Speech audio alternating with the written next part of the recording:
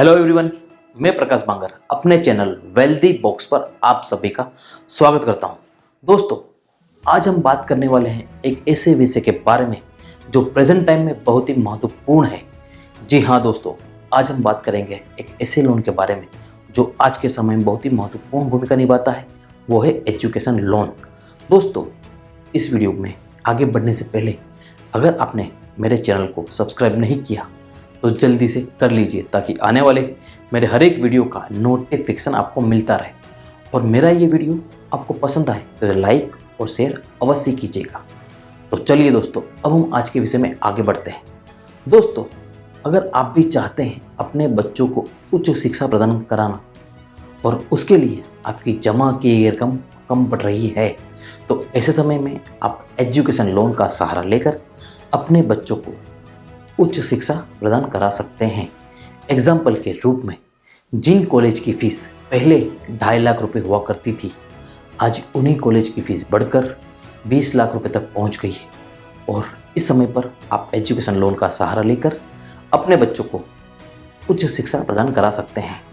मेरे आज के इस वीडियो में मैं एजुकेशन लोन से संबंधित वो सारी जानकारी आप तक पहुंचाऊंगा, जैसे कि एजुकेशन लोन क्या है, आप इसे कहां से ले सकते हैं, इसे लेने में कितना खर्च आएगा, और भी बहुत कुछ जो जानना आपके लिए बेहद ज़रूरी है।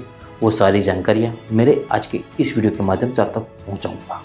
सबसे पहले बात करते हैं कि एजुकेशन लोन क्या है।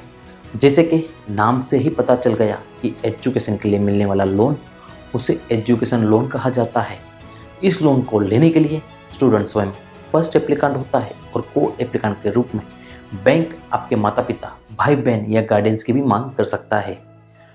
वैसे तो भारत में रहकर किसी भी शैक्षणिक संस्थान से पढ़ाई करने के लिए आप एजुकेशन लोन ले सकते हैं, जैसे कि यूजीसी, एआईसीटीई और आईएमसी द्वारा अनुमोदित कॉलेज से डिग्री या डिप्लोमा जैसे कोर्स करने के लिए आप एजुकेशन लोन ले सकते हैं। और आप विदेश में जाके पढ़ाई करना चाहते हैं तो इसके लिए भी आप एजुकेशन लोन ले सकते हैं। सिर्फ आपको एजुकेशन लोन देने वाली संस्था की शर्तों को पूरा करना होगा। आप एजुकेशन लोन के द्वारा आप आपकी tuition fees, hostel fees, library खर्च, किताबों का खर्च, यहाँ तक कि विदेश में एडमिशन मिलने पर आपको आने जाने का हवाई खर्च भी आप एजुकेशन लोन द्वारा चुका सकते हैं। बैंक अपनी अपनी पॉलिसी के अनुसार आपको लोन देते हैं। जैसे कि भारत में रहकर आप हाई एजुकेशन करना चाहते हैं तो उसके लिए आपको 20 लाख रुपए तक का लोन बैंक आसानी से दे देगा। और वहीं आप विदेश में जाके पढ़ाई करना चाहते हैं तो यह रकम 1.5 करोड़ रुपए तक भी हो सकती है। दोस्तों, अब बात करते हैं कि इस लोन को कौन कौन ले सकता है, मतलब कि इस लोन को लेने के लिए क्या क्या एलिजिबिलिटी क्राइटेरिया हैं। कोई भी वयस्क व्यक्ति जिसे भारतीय नागरिकता प्राप्त है और उसे भारत या भारत के बाहर किसी भी उच्च शैक्षणिक संस्थान में एडमिशन मिल चुका है, उस व्यक्ति को एजुकेशन लोन मिल सकता है। और बैंक यह भी जांच परख करेगा कि आप जितना लोन ले रहे हैं उतना लोन चुकाने में सक्षम हैं या नहीं। साथ ही साथ बैंक आपके किसी भी करीबी रिश्तेदार को गारंटर के रूप में भी ले सकता है। अब दोस्तों, बात करते हैं इस लोन को लेने में कितना खर्च आएगा और क्या कोलेटरल मार्जिन रहेगा। 7.5 लाख रुपए तक के लोन पर बैंक आपसे किसी भी प्रकार की कोलेटरल नहीं लेता, लेकिन उससे ज़्यादा लोन है तो बैंक आपसे किसी भी प्रकार के कोलेटरल की डिमांड कर सकता है, जैसे कि घर, जमीन या एफडी की डिमांड कर सकता है। और दोस्तों, अगर आप 4 लाख रुपए तक का लोन लेते हैं तो उस पर किसी भी प्रकार की मार्जिन की रिक्वायरमेंट नहीं होती। मान लीजिए कि आपकी कोर्स का खर्च 3 लाख रुपए तक का है, तो ऐसे समय में बैंक आपको पूरा लोन पास कर देगा। वहीं आपके एजुकेशन का खर्च 5 लाख रुपए तक है तो बैंक ऐसे समय में आपसे कहेगा कि 5% आप खुद निकालिए, बाकी का बैंक खुद चुकाएगा। और इस पर प्रोसेसिंग फीस भी लगाई जाती है। हर एक बैंक प्रोसेसिंग फीस अपने हिसाब से तय करती है। इसके अलावा भारत में चल रहे किसी भी प्रकार के वोकेशनल या ऑनलाइन ट्रेनिंग प्रोग्राम के लिए भी आप एजुकेशन लोन ले सकते हैं। आमतौर पर यह कोर्स कुछ दिन या कुछ महीनों के लिए ही होते हैं। भारत में किसी भी सरकारी बैंक द्वारा आपको 50,000 से लेकर 1.5 लाख रुपए तक का लोन आसानी से मिल जाएगा, और इस पर आपको किसी भी प्रकार के कोलेटरल की ज़रूरत नहीं होती है। और इस पर लगने वाली ब्याज की दरें भी पर्सनल लोन से कम होती हैं। दोस्तों, अब बात करते हैं कि एजुकेशन लोन पर इनकम टैक्स के क्या नियम हैं। सेक्शन 80E के तहत एजुकेशन लोन पर लगने वाले ब्याज पर आपको छूट दी जाती है। अगर आप स्टूडेंट स्वयं नहीं हैं और कोई एप्लीकेंट भी हैं तो भी इसमें आपको छूट मिल सकती है। कंडीशन सिर्फ यही है कि जब से आप इसे चुकाना चालू करते हैं तब से लेकर 8 साल तक ही इस पर लगने वाले ब्याज पर आपको छूट दी जाएगी। उसके बाद आपको किसी भी प्रकार की छूट नहीं मिल पाएगी। दोस्तों, ये तो थी कुछ बेसिक इन्फॉर्मेशन। अब जानते हैं कि एजुकेशन लोन आप कहाँ कहाँ से ले सकते हैं और इस पर क्या क्या रेट ऑफ इंटरेस्ट आएंगे। तो सबसे पहले बात करते हैं स्टेट बैंक ऑफ इंडिया के बारे में।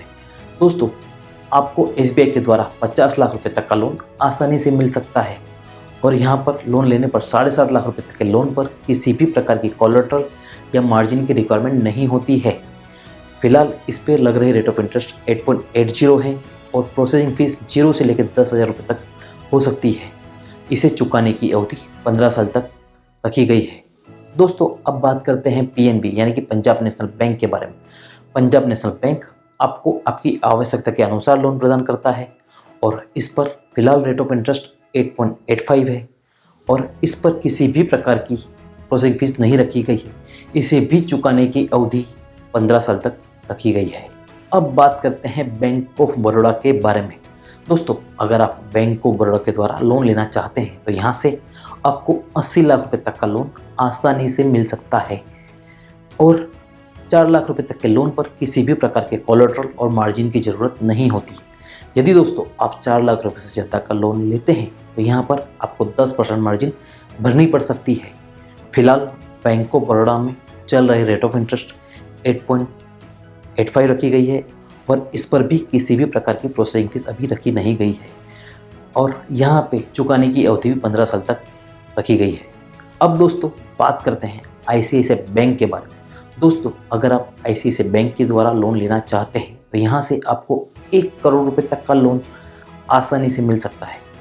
यदि आप 20 लाख रुपए से ज़्यादा का लोन लेते हैं तो यहाँ पर आपको 5 से लेकर 15% तक की मार्जिन भरनी पड़ सकती है। ICICI से आप लोन लेते हैं तो फिलहाल इसका रेट ऑफ इंटरेस्ट 11.25 है और इस पर लगने वाली प्रोसेसिंग फीस 1% रखी गई है। इसे चुकाने की अवधि 5 से 10 साल तक रखी गई है या फिर कोर्स पर भी निर्भर करता है। दोस्तों, अब बात करते हैं आखिरी में HDFC बैंक के बारे में। HDFC बैंक के द्वारा आपको 20 लाख रुपए तक का लोन आसानी से मिल सकता है। इस पर भी लगने वाले रेट ऑफ इंटरेस्ट 9.65 है। HDFC बैंक में भी लगने वाली प्रोसेसिंग फीस 1% तक रखी गई है। इसे चुकाने की अवधि भी 15 साल तक रखी गई है। दोस्तों, ये तो थी गवर्नमेंट और प्राइवेट बैंकों के बारे में जानकारी। आशा करता हूँ मेरा ये वीडियो आपको पसंद आया होगा। अब मेरा ये वीडियो आपको पसंद आया हो तो आप इसे लाइक और शेयर अवश्य कीजिएगा। तो चलिए दोस्तों, मिलते हैं मेरे अगले वीडियो में। थैंक यू दोस्तों।